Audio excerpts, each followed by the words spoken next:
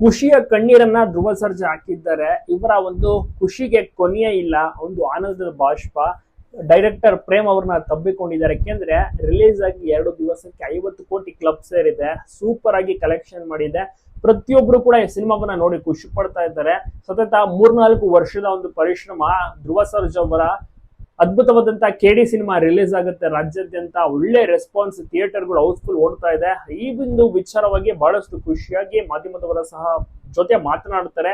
ಬಹಳಷ್ಟು ಖುಷಿಯನ್ನ ಎಕ್ಸ್ಪ್ರೆಸ್ ಮಾಡ್ತಾರೆ. ಪತ್ನಿ ಪ್ರೇರಣಾ ಅವರು ಕೂಡ ಅಷ್ಟೇನೆ ಫಸ್ಟ್ ಡೇನೆ ಬೇಗನೆ ಬಂದು ಸಿನಿಮಾವನ್ನ ನೋಡ್ತಾರೆ ಕುಟುಂಬದ ಸಮೇತ. ಅವರು ಕೂಡ ಬಹಳಷ್ಟು ಭಾವುಕರಾಗ್ತಾರೆ. ಅವರು ಕೂಡ ತುಂಬಾನೇ ವೆಯ್ಟ್ ಮಾಡಿದ್ರು. ಈ ಒಂದು ಸಿನಿಮಾಗಾಗಿ ತುಂಬಾನೇ ನಿರೀಕ್ಷೆನ ಇಟ್ಕೊಂಡಿದ್ರು. ಆಫ್ಟರ್ ಮಾರ್ಟಿನ್ ಈ ಒಂದು ಸಿನಿಮಾ ಬಂದಿದ್ದು ಬಹಳಷ್ಟು ಖುಷಿ ಆಯ್ತು. ಮಕ್ಕಳಿಗೂ ಕೂಡ ಸಿನಿಮಾನ ತೋರಿಸಿದ್ದಾರೆ. ಎಲ್ಲವೂ ಕೂಡ ಒಂದು ಖುಷಿಯ ಕಣ್ಣೀರು ಅನ್ಬೋದು. ಧ್ರುವ ಸರ್ಜಾ ಅವರ ಒಂದು ಡೆಡಿಕೇಶನ್ ಲೆವೆಲ್ ಈ ಒಂದು ಸಿನಿಮಾದಲ್ಲಿ ತುಂಬಾನೇ ಎದ್ದು ಕಾಣುತ್ತೆ. ಮತ್ತೆ ಇದರಲ್ಲಿ ದೊಡ್ಡ ತಾರಾ ಬಳಗವೇ ಇದೆ. ದೊಡ್ಡ ದೊಡ್ಡ ಸ್ಟಾರ್ಸ್ ಗಳು, ಕಲಾವಿದರು ಈ ಸಿನಿಮಾದಲ್ಲಿ ನಡೆಸಿದ್ದಾರೆ. ಮ್ಯೂಸಿಕ್ ಇಂದ ಹಿಡಿದು, BGM ಇಂದ ಹಿಡಿದು, ಕ್ಯಾಮ್ರಾ ವರ್ಕ್ ಇಂದ ಹಿಡಿದು, ಡೈಲಾಗ್ ಗಳಿಂದ ಹಿಡಿದು, VFX ಇಂದ ಹಿಡಿದು ಪ್ರತಿಯೊಂದು ಕೂಡ ಒಂದು ಇಂಚಿಂಚು ಕೂಡ ಒಂದು ಸಿನಿಮಾ ದುಡ್ಡು ಕೊಟ್ಟು ನೋಡಿ ಪೈಸಾ ವಸೂಲ್ ಅಂತಾನೆ ಹೇಳ್ಬೋದು. ಧ್ರುವ ಸರ್ಜಾ ಅವರ ನಟನೆಯು ಕೂಡ ಅಷ್ಟೇ ಚೆನ್ನಾಗಿ ಮೂಡಿ ಬಂದಿದೆ. ಎಲ್ಲಾ ದೊಡ್ಡ ಸ್ಟಾರ್ಸ್ ಗಳು ಸಿನಿಮಾದ ಮೇಲೆ ಒಳ್ಳೊಳ್ಳೆ ರೆಸ್ಪಾನ್ಸ್ ಅನ್ನ ನೀಡ್ತಾ ಇದ್ದಾರೆ.